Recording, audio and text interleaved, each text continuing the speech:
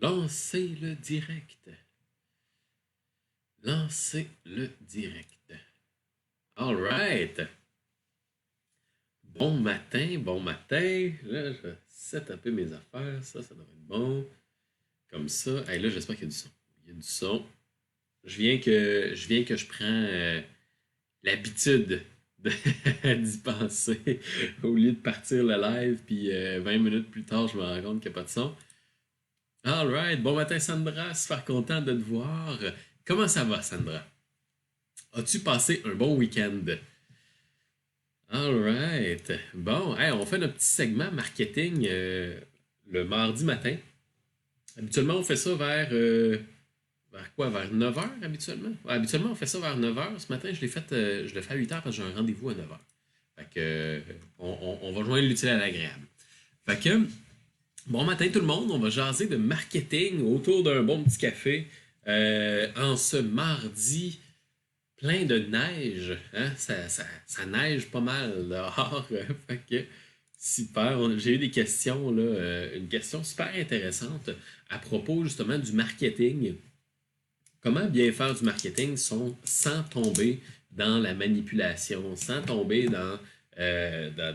c'est ça, on a toute tendance à penser un peu que le marketing, c'est un peu de la manipulation ou c'est on parle de persuasion, on parle de convaincre, on parle de créer des émotions. Fait que c'est facile de tomber dans la manipulation. Puis je vais vous expliquer un peu comment est-ce qu'on peut faire du marketing sans tomber dans la manipulation, mais de rester dans l'authenticité, rester dans la bienveillance, rester dans l'authenticité en tant que telle, puis de vouloir bien aider la personne. Parce qu'au final, au final, on est pas mal tous en tout cas pour la plupart d'entre nous, là, je le souhaite, là, on est pas mal tous des experts qui ont une réelle expertise qui peut réellement aider des gens. Donc, c'est sûr et certain que si on peut réellement aider des gens, c'est qu'il y a des gens qui ont réellement besoin d'aide aussi.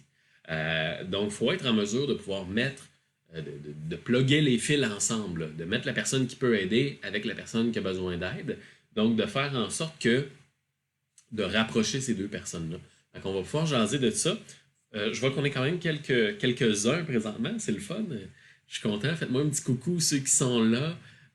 Dites-moi un peu sur quelle boisson matinale vous êtes. Moi, je suis sur le café. Fait que faites-moi un petit coucou, dites-moi ça.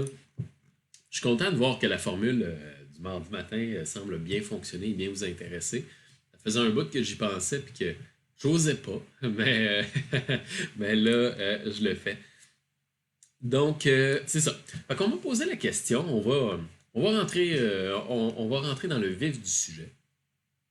Fait que c'est ça, on va poser la question, comment faire du marketing sans tomber dans la manipulation en tant que telle. Et puis, j'ai trouvé la question super intéressante. J'ai trouvé la question vraiment intéressante parce que je pense la ligne est mince. La ligne est vraiment mince entre je fais du marketing, je veux convaincre les gens, et je fais du marketing, je veux aider les gens. C'est facile de tomber justement dans la manipulation. Hey, salut Claudia, super content de te voir sur le live. Caroline, c'est le fun. Fait que c'est ça, effectivement, la ligne est mince entre tomber dans le gros marketing de persuasion, puis dans le marketing d'attirer des gens, de convaincre des gens en jouant sur leurs émotions, en appuyant sur leur douleur et ainsi de suite, et vouloir être bien intentionné, vouloir être authentique et être intègre en tant que tel. Donc, c'est sûr et certain que la première des choses, je vous dirais, une chose qui est hyper importante, qui est la base de tout, c'est que vous devez réellement avoir une expertise pour aider les gens. OK?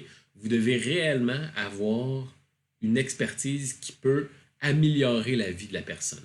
Je dis ça parce que je vois souvent des gens euh, qui vont vouloir faire une petite passe de cash rapide. Là, OK?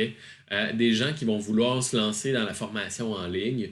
Puis je vais faire une formation, je ne suis pas vraiment expert, mais tu sais, je vais rassembler une couple de vidéos que j'ai vues à gauche, à droite. Je vais en faire une formation ou je vais vendre la formation de quelqu'un d'autre sans que moi-même, je sois expert dans mon domaine. Puis je vais faire une petite passe de cash, puis voilà, voilà. Alors que non. OK? Si vous avez réellement une expertise et que vous voulez réellement aider les gens, ben déjà à la base, le point de départ, la racine, la fondation, elle est bonne. OK? On sera pas, on a moins de chances d'être dans la manipulation s'il y a une intention bienveillante derrière ce qu'on va faire. OK? Et ça part de vous. OK? Il n'y a pas de secret, là. Ça part de vous. J'ai longtemps vu, puis j'en vois encore aujourd'hui à tous les jours, des gens, comme je vous disais, là, qui veulent faire une passe de cash, qui veulent faire un petit tunnel de vente automatisé, faire de la vente, pas parler à personne. Puis voilà, je suis devenu millionnaire comme ça demain matin, avec sans être un expert dans mon domaine. Juste en profitant de la vague, puis en me lançant dans la vague de la formation en ligne et ainsi de suite. Fait que c'est ça. Si vous ne faites pas partie de ces gens-là et que vous êtes vraiment un bon expert, qui a réellement une expertise, qui peut aider les gens, qui peut transformer la vie des gens et améliorer cette vie-là, ben déjà à la base, vous avez un très bon fondement. Ensuite de ça, je pense que ça passe aussi par le fait de bien connaître sa clientèle. OK?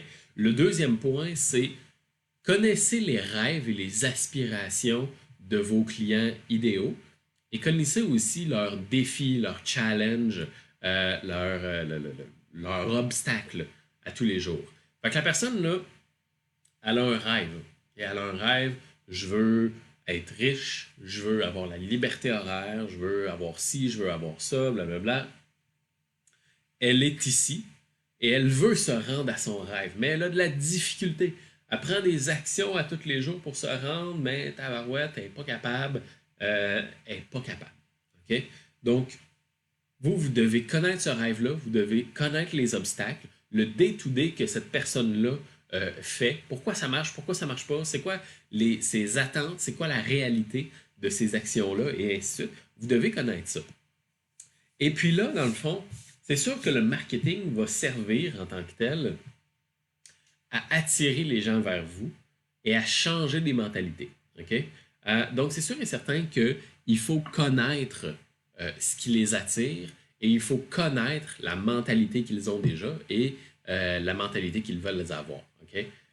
Fait pourquoi je dis ça? C'est qu'après ça, ben, une fois qu'on les a attirés, il faut changer leur mentalité. Donc, pour la changer, il faut savoir qu'est-ce qui la fait changer, puis il faut savoir c'est quoi le point de départ. Donc, c'est ça. Fait que c'est sûr et certain que c'est là qu'il y a beaucoup de gens qu'on va accrocher parce que dans le marketing, il y a certains points où, oui, il faut appuyer sur les douleurs, OK? Qu'on aime ça ou qu'on n'aime pas ça. L'humain est le plus grand procrastinateur de la Terre, là. Donc, on n'a pas le choix de quand même appuyer sur certaines douleurs pour qu'ils passent à l'action. Mais là, je vais vous faire une comparaison. C'est sûr et certain que ce n'est pas parce qu'on fait ça qu'on est mal intentionné en tant que tel. Et puis, je serais curieux, justement, je vais prendre une petite gorgée de café. Je serais curieux de connaître, vous, c'est quoi vos manières de faire votre marketing pour pas que ce soit manipulateur, justement. Vous, comment est-ce que vous faites votre marketing pour que vous soyez bien avec ce que vous faites, pour que vous soyez à l'aise? Écrivez-moi ça dans les commentaires. Je serais curieux, justement, de savoir c'est quoi votre vision là-dessus. Comment vous y procédez. C'est quoi votre vision? Comment vous voyez ça? Et ainsi de suite. Je vais prendre une petite gorgée. Et puis, c'est ça. Fait que dans le fond, il faut bien connaître sa clientèle parce que, comment dire, ce n'est pas parce que la clientèle a un problème et que vous réglez le problème que nécessairement la communication est fluide au bout. OK? Ce n'est pas parce que vous êtes bien intentionné, que la personne a un problème et qu'elle cherche de l'aide, que nécessairement ça va se faire facilement comme ça. OK? Il faut faciliter la communication. OK? Il faut faire un état des lieux. On est sur Facebook. OK? Facebook, là, les gens sont constamment interpellés à gauche, à droite. Il y a des notifications, il y a des messages, il y a des publications sur le fil. Il y a tout le kit pour que la personne soit le plus interpellée possible. Il y a son téléphone, il y a ses courriels, il y a Twitter, il y a LinkedIn, il y a name it, il y a des appels, il y a name it. OK? Donc, la personne est constamment distraite. Ce qu'on veut faire, c'est que on veut établir un bon climat de communication. Comme quand vous êtes en couple avec votre chum, votre blonde, là, vous voulez, vous voulez que les paramètres de communication soient le plus idéaux possible. OK? Vous voulez faire en sorte que oui, vous voulez vous parler, vous voulez vous aider, mais pour y arriver, il va falloir utiliser des techniques, il va falloir utiliser des manières de bien communiquer. Il va falloir s'asseoir, pas de distraction, il va falloir parler au jeu, il va falloir écouter l'autre, il va falloir être ouvert d'esprit. Ben, c'est la même affaire.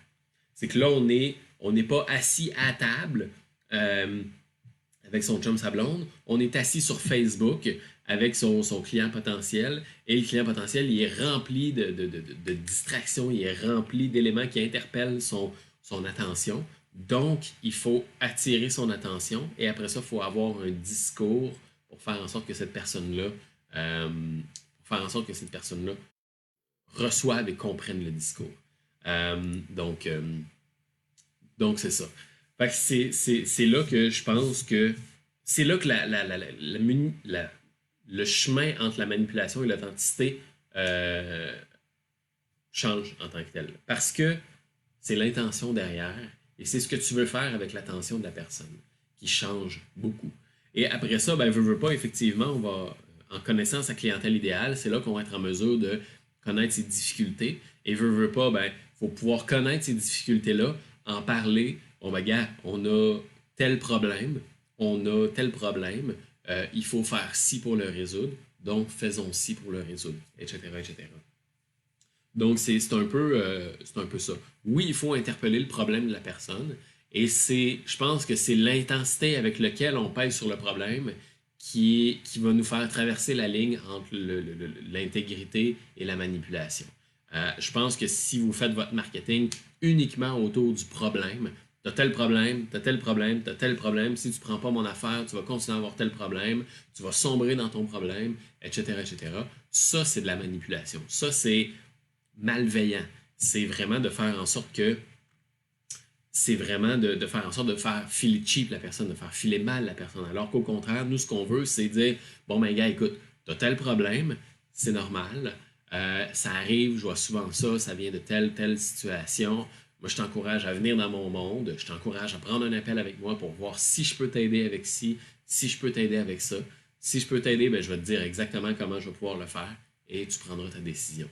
Donc, je pense qu'il y a une version plus accompagnatrice et l'autre version de tunnel de vente automatisé, de tel problème, achète mon programme pour plus avoir tel problème. Si tu n'achètes pas mon programme, tu vas continuer d'avoir tel problème. Ça, c'est beaucoup plus genre, je te pogne dans un coin, puis t'es mieux de me donner ton lunch, sinon, je vais continuer de te pogner dans un coin, et ainsi de suite. Fait que, fait que je pense que là est la grosse différence entre un marketing intègre et un marketing manipulateur en tant que tel. Donc, je sais pas ce que vous en pensez, dites-moi ça. En même temps, je vois que Sandra a commenté quelque chose. J'explique ce que j'offre au bon client qui en a besoin tout en la laissant libre. Effectivement, ça c'est exactement ça. Je crois que ce qui est d'une importance capitale est l'écoute active afin d'obtenir la connexion entre nous. Il ne faut pas oublier que c'est moi que le client achète. Effectivement. Et effectivement. Et puis, il faut se. C'est ça, il faut se mettre dans la peau de la personne, puis il faut comprendre un peu le terrain. Là. Il faut se dire, bon, mais gars, écoute, la personne a un problème, je peux résoudre ce problème-là, et puis il faut que je travaille avec la bonne personne qui est dans le bon state of mind, qui est dans le bon état d'esprit.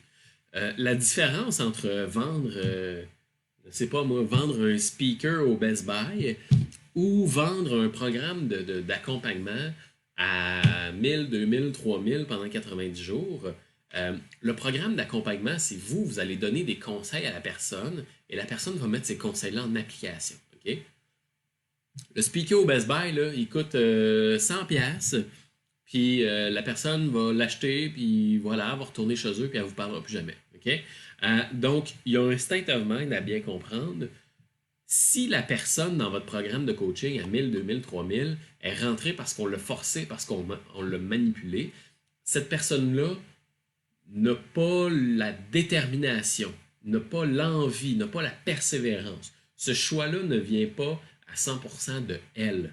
Donc, les conseils que vous allez lui donner, les directions que vous allez lui donner, et ainsi de suite, ne seront pas bien reçus et ne seront pas bien mis en application. Il n'y aura pas l'élément de détermination, il n'y aura pas l'élément de vouloir, il n'y aura pas l'élément de j'ai tel problème, je veux changer, j'ai confiance que je peux changer et j'ai la motivation pour changer. Il n'y a pas cet élément-là. Et dans un coaching, cet élément-là est hyper important, c'est primordial, c'est fondamental.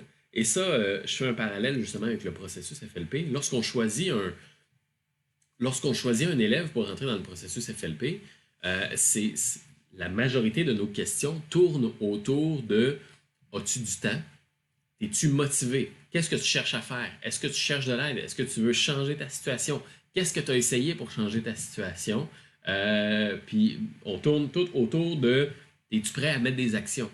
Et quelle action t'as mis dans le passé? Prouve-moi que que de la motivation, que tu as du désir.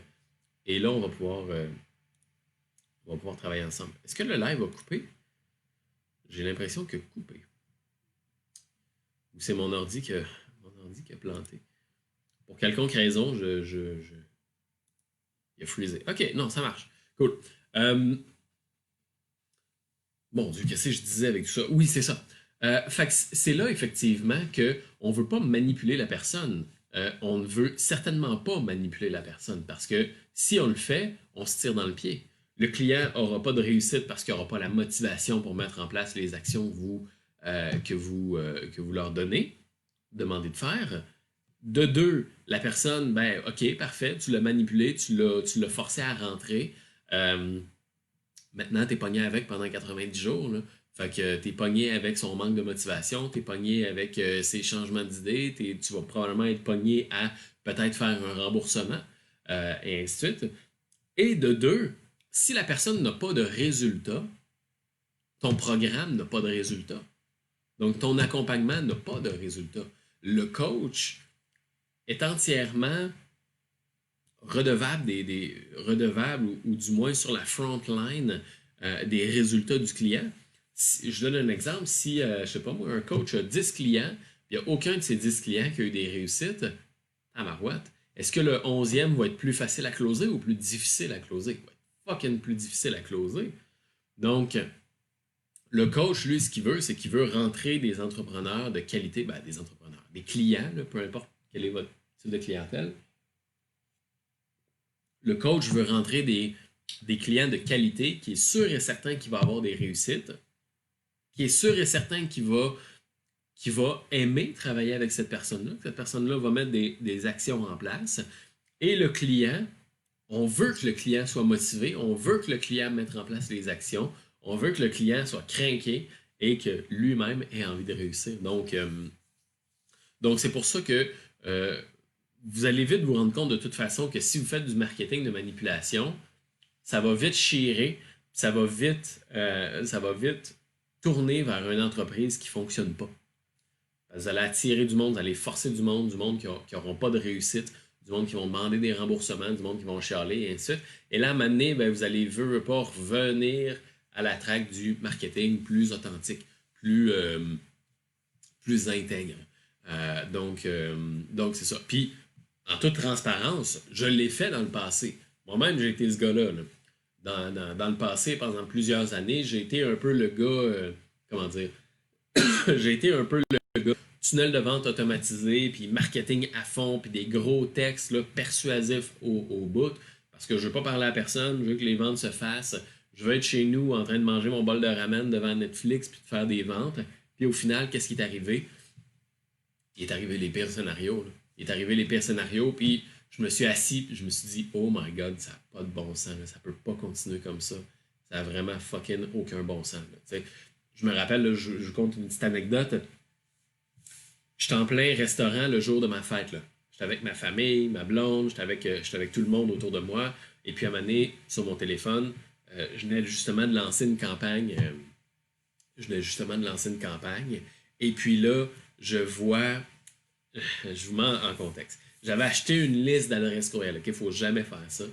j'avais acheté une liste d'adresses courriel, puis je m'étais dit, pas de trouble, je sais ce que je fais, je suis un bon marketeur, puis tout va bien aller. Puis j'avais écrit, bon, une série de courriels. J'avais écrit une série de courriels, et là, le premier courriel, je le lance, je m'en vais manger, je m'en vais au resto, je vais faire des ventes, ça va être super pour ma fête, et ainsi de suite. Et là, j'étais en plein restaurant, puis là, je reçois des notifications sur mon sel. Je reçois des notifications, des notifications. Là, je suis là, oh my god, qu'est-ce qui se passe?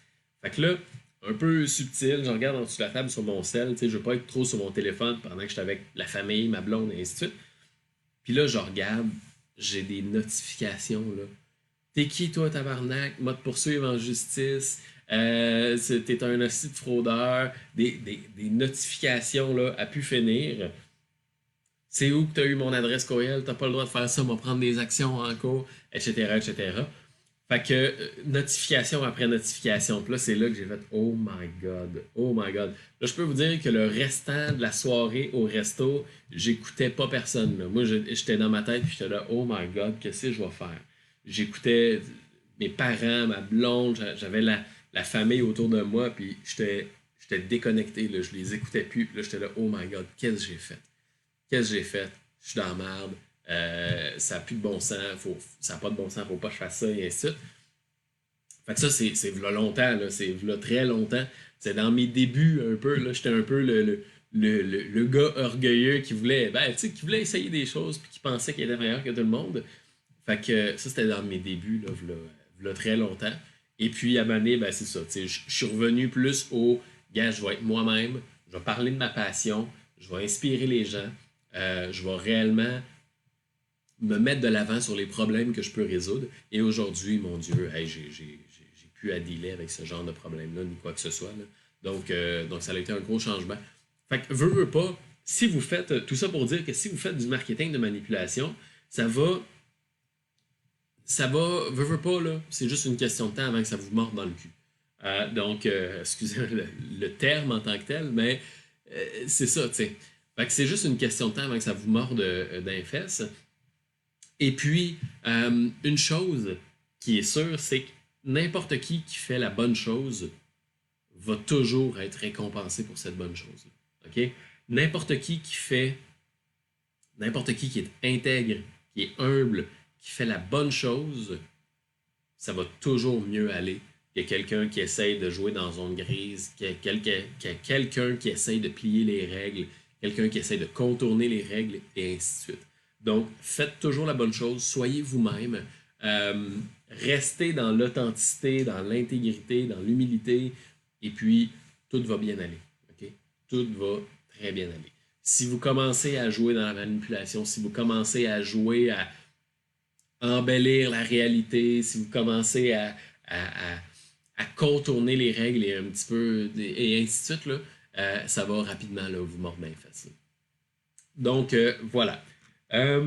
Dites-moi justement ce que vous en pensez. Avez-vous déjà, en toute transparence, avez-vous déjà essayé justement de faire du gros marketing là, persuasif et ainsi de suite?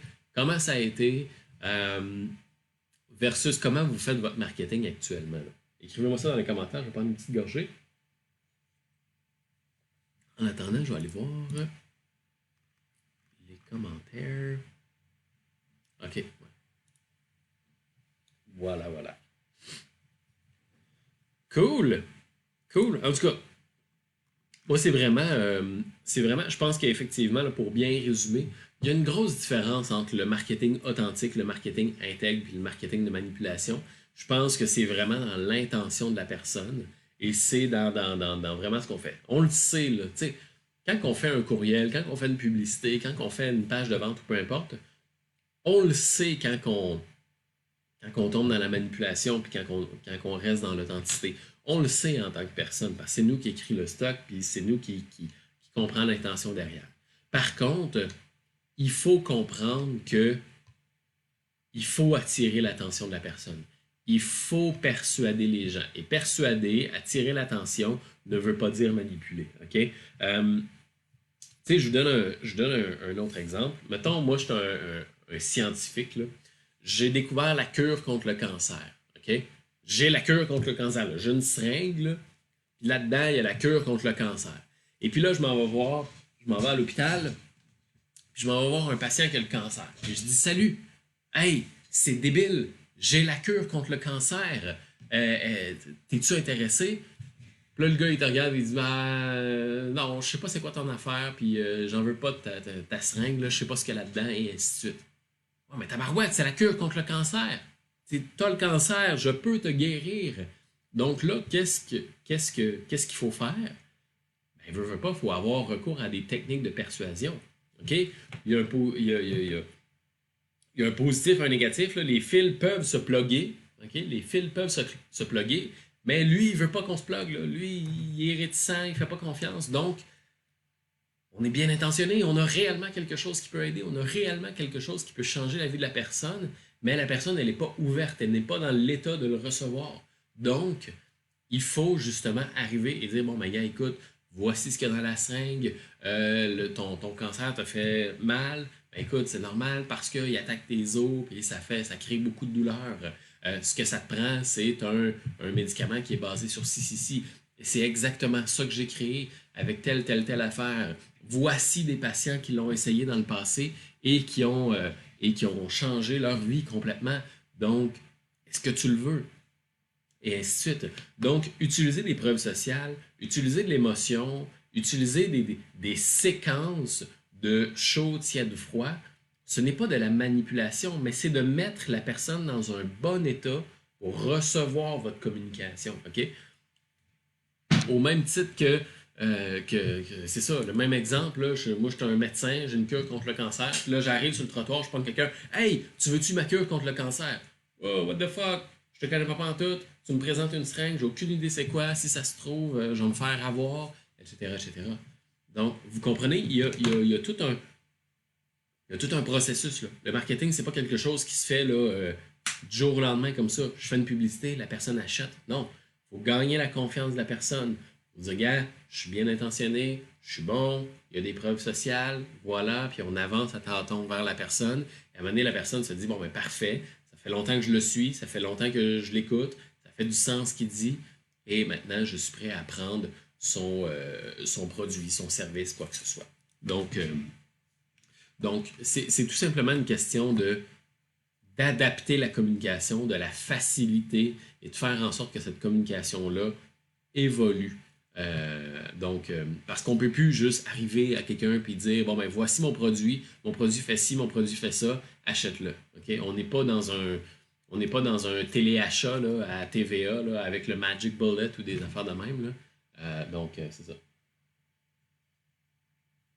Donc, on n'a pas le choix d'y aller étape par étape et de graduellement aller chercher la confiance de la personne, se présenter, qui on est, voici ce qu'on fait, etc., etc., pour graduellement aller chercher la vente au final.